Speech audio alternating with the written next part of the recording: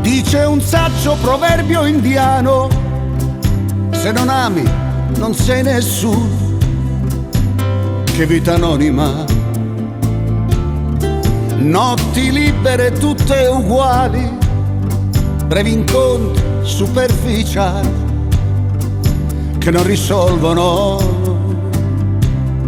Stai fingendo di divertirti, sei di mano perché non scarti la solitudine. Non fidarti dei veri amici, se hai bisogno saluti e baci, è meglio perderli. Ti do un consiglio, fatti un amore tenero come un fiore e poi respira il profumo dolce che ti dà. Ti do un consiglio, fatti una storia, legati a un segno d'aria, fatti trovare pronta quando arriverà. Se tornando da un'avventura ti è rimasta un po' di paura, no, non ti difendere.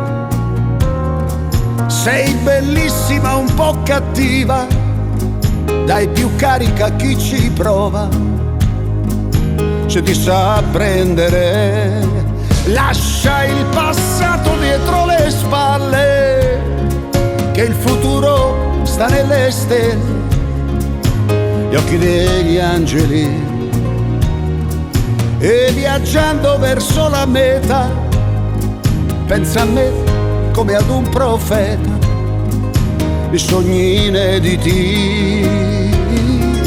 Ti do un consiglio, fatti un amore tenero come un fiore e poi respira il profumo dolce che ti dà.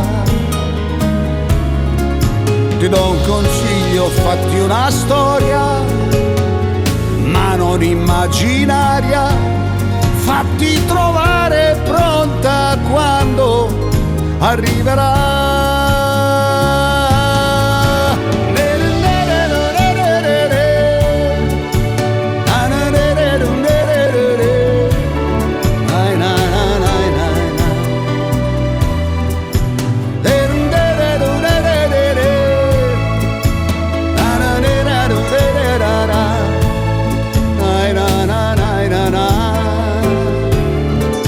Ti do un consiglio, fatti una storia, legati a un segno d'aria, fatti trovare pronta quando arriverà.